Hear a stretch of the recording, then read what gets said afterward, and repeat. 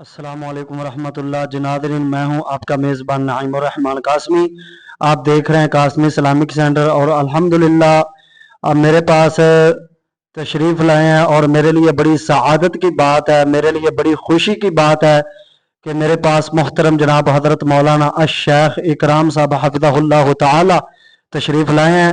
الحمدللہ ان کا ادارہ مرکز البدر بستی میرے کنگن پور میں ہے۔ الحمدللہ وہاں بچے کافی باری تعداد میں حفظ کر رہے ہیں، اور ان کے ادارے میں اللہ کے کرم اور فضل سے درس نظامی کا جو سلسلہ ہے وہ بھی شروع ہو چکا ہے، اور شیخ محترم وہاں درس نظامی کا جو سلسلہ ہے اس میں اپنا بڑا ہی کلیدی کردار ادا کر رہے ہیں، اور الحمدللہ وہ جو درس نظامی کا کورس ہے اس کو یہ ہینڈل کر رہے ہیں۔ ماشاءاللہ یہ ہمارے پاس تشریف لائے ہیں۔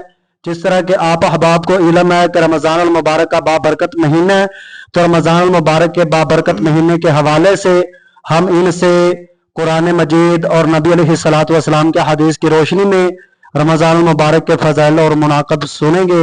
السلام علیکم۔ وعلیکم السلام ورحمۃ اللہ۔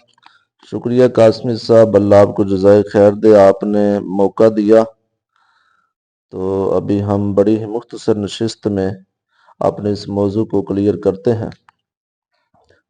الحمدللہ الحمدللہ العلی الکبیر المتعال، والصلاة والسلام علی سید الابرار محمد وعلی آلہ وصحبہ الذین ساروا فی نصرت دینہ سیرا حسیسا، وعلی اتباعہم الذین ورثوا العلم والعلماء ورثۃ الانبیاء اکرم بہم وارثا و موروثا۔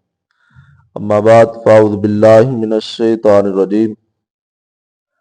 یا ایھا الذین آمنوا کتب علیکم الصیام کما کتب علی الذین من قبلکم لعلکم تتقون۔ محترم سامعین، جس طرح کہ آپ کے علم میں ہے کہ رمضان المبارک کے مہینے کی بڑی تیزی کے ساتھ روانگی ہے، بڑی ہی سعادتوں والا، برکتوں والا، رحمتوں والا مہینہ ہے۔ اس کی قدر آپ ان سے جان سکتے ہیں جو اس کے مقام کو سمجھتے تھے۔ مراد صحابہ کرام رضوان اللہ علیہم اجمعین، تابعین، جو اللہ سے 6 ماہ قبل ہی یہ دعائیں کرنا شروع کر دیتے تھے کہ اللہ زندگی لمبی کر، تھوڑی سی رمضان کا ایک سیزن اور دیکھ لیں۔ اللہم بارک لنا فی رجبنا و شعبان و بلغنا رمضان جیسی دعائیں کرتے ہیں۔ اور آپ جانتے ہیں، آپ بھی سامعین، ہر فرد اپنے کاروبار کے لحاظ سے اپنے سیزن کے دنوں کو جانتا ہے، تو لوگ اپنے سیزن کے دنوں میں بہت سنجیدہ اور محتاط ہو جاتے ہیں، ہوشیار ہو جاتے ہیں، وہ اپنی ناجائز مصروفیات کو ترک کر دیتے ہیں۔ حتیٰ کہ میرے علم میں ایک فیصل آباد کے شیخ برادری کا ایک واقعہ ہے کہ چاند رات ان کے بزرگ کی وفات ہو گئی، والد صاحب کی۔ انہوں نے بزرگ کو اے سی والے کمرے میں لگا کر، اے سی چلا کے، کھڑکیاں دروازے بند کر کے اپنی ٹھیک ٹھاک کمائی کی، سیزن سے بھرپور فائدہ اٹھایا، اور دوسرے دن اپنی عید نماز پڑھ کے رو دھو کے بزرگ کو دفن کر دیا۔ بتانے کا مقصد یہ ہے کہ لوگ دنیا داری کے سیزن میں کس قدر آگے چلے جاتے ہیں، اپنے خونی رشتہ داروں سے بھی وفا نہیں کرتے۔ تو اس لیے یہ تو پھر ایک اللہ کی طرف سے عطا کردہ یہ سیزن ہے، موسم بہار ہے، جس سیزن کے لیے اللہ نے پروٹوکول بڑا فراہم کیا ہے۔ جس طرح کی حدیث میں آتا ہے، اذا جاءکم شہر مبارک صفدت الشیاطین ومردت الجن، کہ جب رمضان کی ابتدائی رات ہوتی ہے تو آسمان پر شیاطین کو جکڑ دیا جاتا ہے، اور سرکش جنوں کو بھی جکڑ دیا جاتا ہے۔ وفتحت فیہ ابواب الرحمہ وفی روایت فتحت فیہ ابواب الجنہ، جنت کے دربان اور رحمت کے دروازے کھول دیے جاتے ہیں۔ سبحان اللہ، سبحان اللہ۔ وغلقت فیہ ابواب الجحیم، جہنم کے دروازے بند کر دیے جاتے ہیں۔ وینادی مناد یا باغی الخیر اقبل اقبل اقبل، اور آسمان پر ایک ندا دینے والا، منادی دینے والا یہ صدائیں دیتا ہے کہ اے خیر کے طالب، اے نیکی کے طالب، اللہ اور اس کے رسول کی رضا تلاش کرنے والے آگے بڑھ، تیرے راستے صاف ہو چکے ہیں۔ وَيَا بَاغِيَ الشَّرِّ اقصر، اے گندے انسان، خبیث انسان، شیطان کے حواری، اللہ اور اس کے رسول کے باغی انسان، اب تو رک جا، تیرا سفر ختم ہو چکا ہے، تیرے لیے رستے بند ہو چکے ہیں۔ تو یہ اللہ پاک مومن کے لیے کس قدر ماحول فراہم کرتے ہیں۔ اور یہ وہ مہینہ ہے جس مہینے میں ایک نیکی وہ انسان کی کتنی وزنی ہو جاتی ہے، جس طرح کہ حدیث میں آتا ہے کل عمل ابن آدم یضاف الحسنۃ بعشر امثالها الی 700 ضعف۔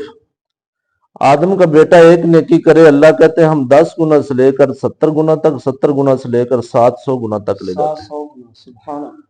تو الا الصوم، فرمایا روزہ کہ نہیں، اللہ کہتے ہیں روزے کی نیکی لکھنے کا میں نے کسی فرشتے کو اختیار دیا ہی نہیں۔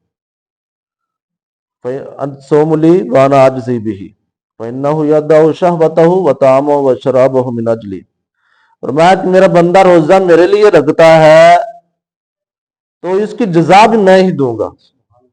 اب یہاں جو تعجب کی بات ہے، ہر عبادت بندہ اللہ کے لیے کرتا ہے، نماز بھی، قرآن پاک کی تلاوت کرنا، زکوٰۃ ادا کرنا اللہ کے لیے ہے۔ یہ اللہ نے کیوں کہا کہ روزہ میرے لیے، اس کی جزا میں دوں گا؟ تو یقیناً اس کا کنیکشن جو ہے اس میں میرے خیال میں کوئی ریاکاری کا شائبہ نہیں ہے۔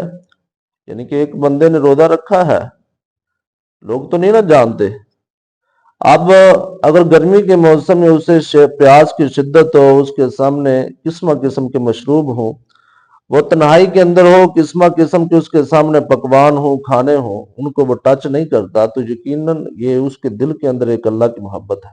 سبحان اللہ، بے شک۔ وہ تنہائی میں بیٹھا ہوا ہے، وہ اس کے پاس موقع موجود ہے، وہ کوئی فحش چیز نہیں بھی دیکھتا نہ سنتا ہے، تو یہ یقیناً اس کی بہت بڑی قربانی ہے، جو فقط اس وقت ہی ہو سکتی ہے جب دل کے اندر خوف خدا ہو۔ بے شک۔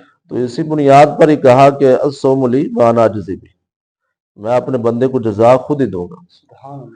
تو اب آپ دیکھ لیں کہ جتنی بڑی طاقت ہے بدلہ بھی اتنا ہی بڑا ہوگا، اتنا بڑا ہوگا، سبحان اللہ۔ جتنا بڑا مالک ہے، بادشاہ ہے، بدلہ بھی اتنا ہی بڑا ہوگا۔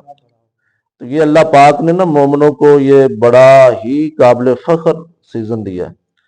تو جس طرح کی حدیث سے واضح ہوا کہ اللہ کہتے ہیں کہ فرض روزے کی جزا ثواب لکھنے کا میں نے کسی فرشتے کو اختیار نہیں دیا، لیکن نفلی روزے کی فضیلت پر ایک روایت منقول ہے، من صام یوما ابتغاء وجہ اللہ بعد اللہ 70 خریفا من النار، کہ جس بندے نے رضائے الہی کے لیے ایک دن کا نفلی روزہ رکھا، ایک نفلی روزہ، اللہ پاک اس کو جہنم سے 70 سال کی مسافت دور کر دیتے ہیں۔ سبحان اللہ، بڑی بات۔ 70 دن نہیں، 70 ہفتے نہیں، 70 ماہ نہیں۔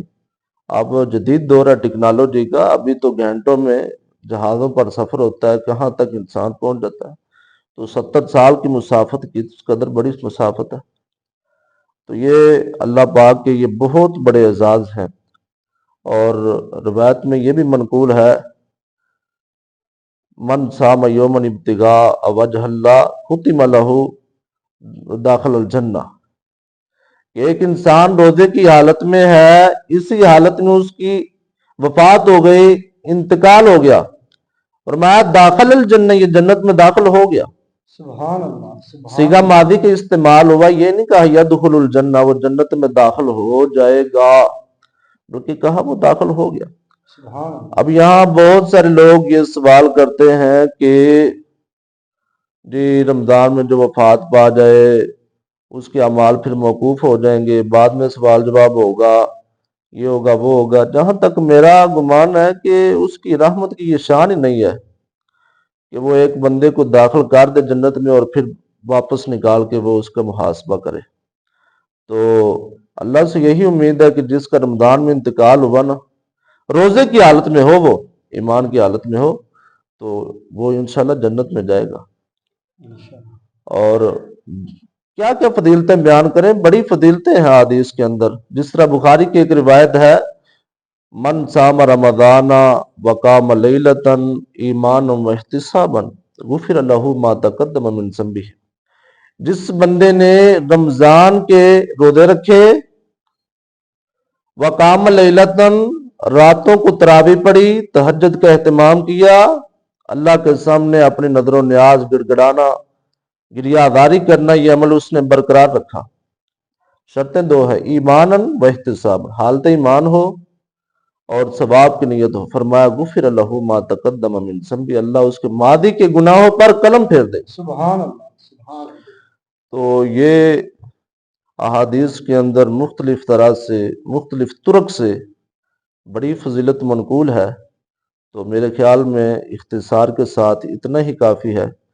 मज़ीद हाँ, एक रोज़ेदार यानी वो बंदा जो रमज़ान का एहतराम नहीं करता, उसके मुतल्लिक़ शरीयत हमारी क्या कहती है। तो हदीस में तो यही मनकूल है कि जिसने एक रमज़ान का रोज़ा जानबूझकर छोड़ दिया ना, बिगैर उज़्र वला मरज़, कोई उज़र नहीं था, कोई वजह नहीं थी, कोई इल्लत नहीं थी, सबब नहीं था शरी, फरमाया फलम यक़ज़ी सियाम दहरी व इंसाम कुल्लहु, ज़माना भर भी रोज़े रखता रहे, कदाई नहीं हो सकती। अल्लाह अकबर। वो तो सिर्फ रब के सामने गिड़गिड़ाए, अब इस्तिग़फ़ार करे, उसकी रोज़ों के साथ कदाई नहीं अदा हो सकती। और दूसरी रिवायत में है, रसूलुल्लाह ने फरमाया इन्ना आतानी जिब्राइल, आसमान से जिब्रील खुद आए मेरे पास, आकर सलाम कहा और ये बात कही, है पैगंबर, मन अदरक शहर रमज़ान, आपके जिस उम्मती ने रमज़ान का महीना देखा, वलम युगफर लहू, बख्शिश का सामान इकट्ठा नहीं किया, माफी तलाफी नहीं की, एहतराम नहीं कर सका, आसमान के फरिश्ते ने बद्दुआ दी, दाखिल अन्नार, ऐसा इंसान जहन्नम में दाखिल हो गया। अल्लाह अकबर। अब यहाँ भी सीगा मादी इस्तेमाल हुआ कि वो दाखिल हो गया।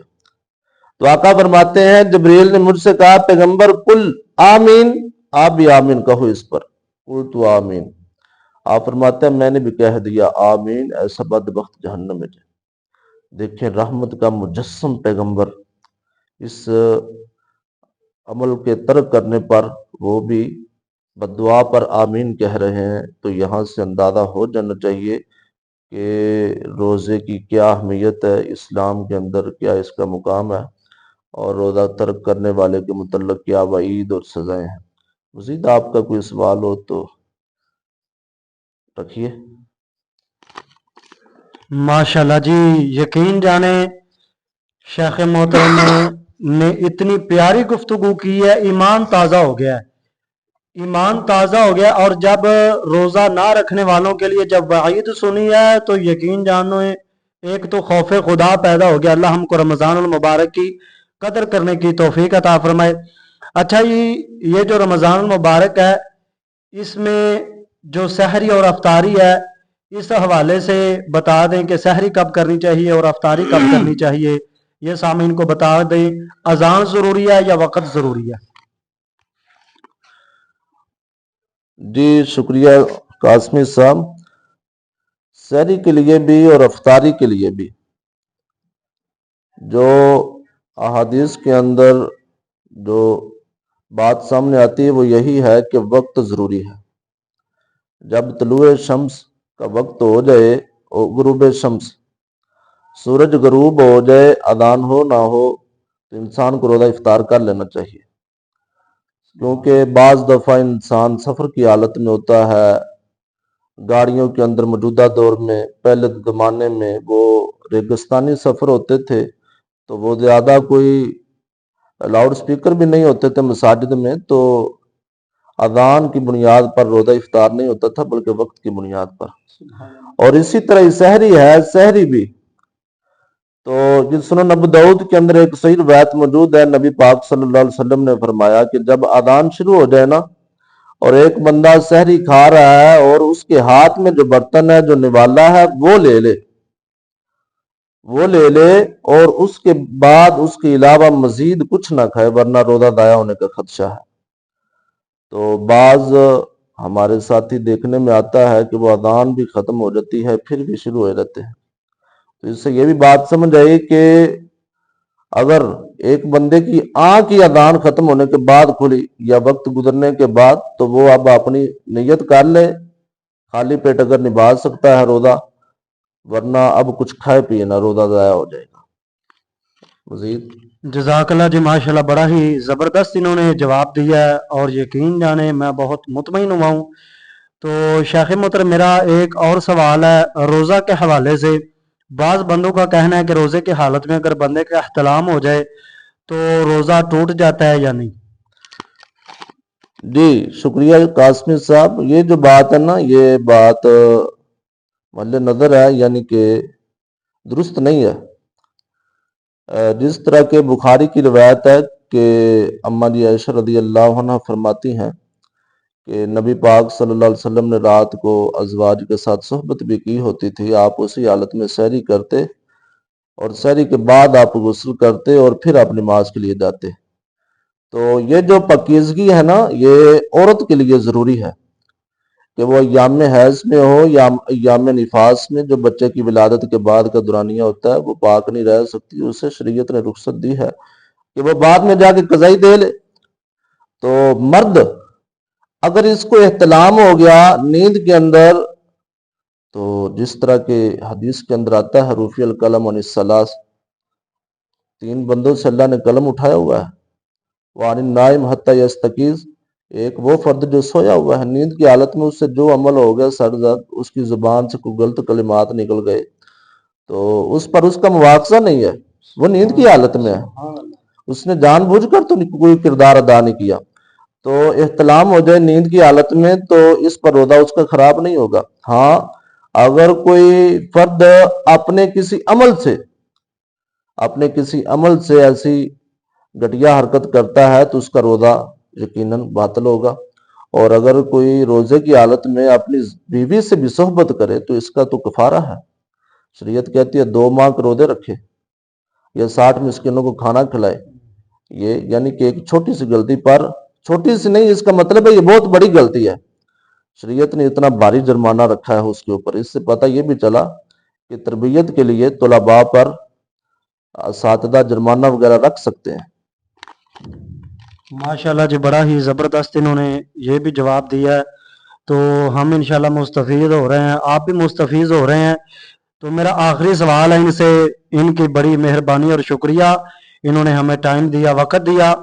تو میرا ان سے یہ آخری سوال ہے کہ رمضان المبارک کا اتنا بابرکت مہینہ ہے، اور یہ جو ہمارے نوجوان نسل ہے یہ رمضان المبارک کے مہینے کے اندر بھی پتنگ بازی کر رہی ہے، اور وہ جو پتنگ بازی رمضان المبارک میں کر رہی ہے، آیا کہ ان کا اپنا قصور ہے یا والدین کی تربیت کا بھی قصور ہے؟ اور پتنگ بازی اخلاقاً، قانوناً اور شرعاً یہ کیسی ہے؟ اس حوالے سے بھی ہمیں یہ جواب دیں گے. جی شکریہ قاسمی صاحب، آپ نے اس نقطے پر بھی توجہ دلائی. تو یہ جو پتنگ بازی ہے نا، اس کا اسلام کے اندر تو کوئی تصور نہیں نظر آتا. یعنی کہ آپ دیکھ لیں قرون اولیٰ کے اندر صحابیات اور صحابہ کے بھی بیٹے ہوتے تھے، بے شک. وہ ایسے کھیلوں میں مشغول ہوتے تھے؟ نہیں. تو یہ یقیناً والدین کی بھی کوتاہی ہے اور بہت بڑی کوتاہی ہے. وہ اپنے بچوں پر دقیق نظری سے ان کا مشاہدہ نہیں کرتے، غفلت کے اندر چھوڑ دیتے ہیں. تو اخلاقی طور پر بھی یہ بڑا کبھی عمل ہے. اس اعتبار سے کہ اس گیم کے اندر کیا فائدہ ہوگا؟ آپ لوگوں کی دیواروں پر پھلانگیں گے، چھتوں کو پھلانگیں گے تو اس سے پردے والے گھروں کے اندر بھی نظر جائے گی، ہمسائے محلے دار بھی پریشان ہوں گے. تو اس سے پتنگ بازی کے اندر آپ کے سامنے بھی آیا ہوگا کہ کئی بچے وہ آسمان کی طرف نظریں ہوتی ہیں اور بھاگ رہے ہوتے ہیں اور چھتوں سے گر جاتے ہیں، اموات واقع ہو جاتی ہیں. والدین کے لیے کتنی بڑی آفت ہے. اچھا اور اس سے بڑھ کر جی یہ جو اموات ہوگی اس کی یہ خودکشی کی ہوگی؟ جی یقیناً، کیونکہ اس نے عمل ہی ایسا کیا ہے جس کے اندر واضح اور غفلت کا شکار ہے. اور یہ کوئی شریعت نے تو یہ رستہ نہیں دکھایا یہ گیم کرنے کا. تو اور اس کے ساتھ ساتھ یہ جو موجودہ دور میں آپ دیکھ لیں، یہ جو ہیوی قسم کے ڈور، کیمیکل ڈورز ہیں، جن کے ساتھ یہ جس طرح کہ ابھی پرسوں کا واقعہ فیصل آباد کے اندر ایک نوجوان لڑکے کی موت واقع ہوئی. جی بے شک، اسی طرح کتنی وہ قابل مذمت ہے اور کتنی وہ ہیبت ناک منظر تھا. ایک جوان اور اس کی لمحوں کے اندر موت واقع ہو گئی. تو یقیناً جس طرح قرآن کہتا ہے من قتل فکانما قتل الناس جمیعا من احیاھا فکانما احیا الناس جمیعا، ایک جان کا قتل انسانیت کا قتل ہے، ایک جان کا بچاؤ انسانیت کا بچاؤ ہے۔ اور یقیناً وہ بچہ افطاری کا سامان لینے کے لیے نکلا تو وہ روزے دار بھی ہوگا، روزے دار مومن ہوتا ہے۔ اور قرآن کہتا ہے من قاتل مومنا متعمدا فجزاؤہ جہنم خالدا فیہا، جس نے کسی ایک مسلمان کو اس طرح قتل کیا تو اس کی جزا جہنم ہے۔ تو یہ اس پر ہر طرح سے غور و فکر کرنے کی ضرورت ہے، بالخصوص جہاں پر یہ پتنگ بازی، یعنی جس فیکٹری کے اندر یا جہاں جس کارخانے کے اندر یہ تیار ہوتی ہیں، یہ کیمیکل، یہ خطرناک ڈور تیار ہوتی ہیں، ہماری حکومت کو بھی قانونی طور پر ایکشن لے کر ایسے جو کارخانے فیکٹریز ہیں ان کو بند کرنا چاہیے، اور اس کے اوپر یعنی کہ کوئی سزا اور جرمانہ لاگو ہونا چاہیے تاکہ والدین کو بھی پتہ ہو، تاکہ اس کبھی فعل سے بچا جا سکے اور مزید انسانی جانوں کو بچایا جا سکے، مزید معاشرے کے اندر کوئی خون خرابے کا، فتنے فساد کا بگاڑ جنم نہ لے۔ باقی مزید کوئی ہے تو بتائیں۔ ماشاءاللہ جی، بہت شکریہ، جزاک اللہ، اللہ ان کو برکت دے، دنیا آخرت بہتر کرے، ان کی دینی خدمات اللہ تعالیٰ قبول کرے۔ یہ دیکھ سے آپ جس طرح کے یہ دیکھ رہے ہیں، ماشاءاللہ اللہ تعالیٰ نے ان کو کتنا علم سے نوازا ہوا، اور ماشاءاللہ انہوں نے آپ کے اور میرے نالج میں کس طرح اضافہ کیا ہے، اور اللہ سے دعا ہے کہ اسی طرح آپ کے اور میرے نالج میں یہ اضافہ کرتے رہیں، اللہ تعالیٰ ان کی دینی خدمات قبول کرے۔ تو میں آپ کو یہ بھی کہنا چاہوں گا کہ اگر آپ چاہتے ہیں کہ ہمارے بچوں کا مستقبل بنے، ہمارے بچے ایک ہیرا تیار ہوں، تو ان سے رابطہ کریں۔ مرکز میرے ہے کنگن پور میں، مرکز البدر الاسلامی بستی میرے کنگن پور میں ہے، ان سے آپ مل کر اپنے بچوں کو داخل بھی کروائیں تاکہ بچے تعلیم پڑھیں، آپ کے لیے صدقہ جاریہ بنے، ان کے لیے صدقہ جاریہ بنے، اور اپنی زندگی کو نیکی کی طرف لگائیں۔ تو میں ان کا بڑے تہ دل سے شکر گزار ہوں۔ بہت مہربانی شیخ محترم، آپ میرے پاس تشریف لائے، اللہ آپ کا قبول فرمائے۔ السلام علیکم ورحمۃ اللہ۔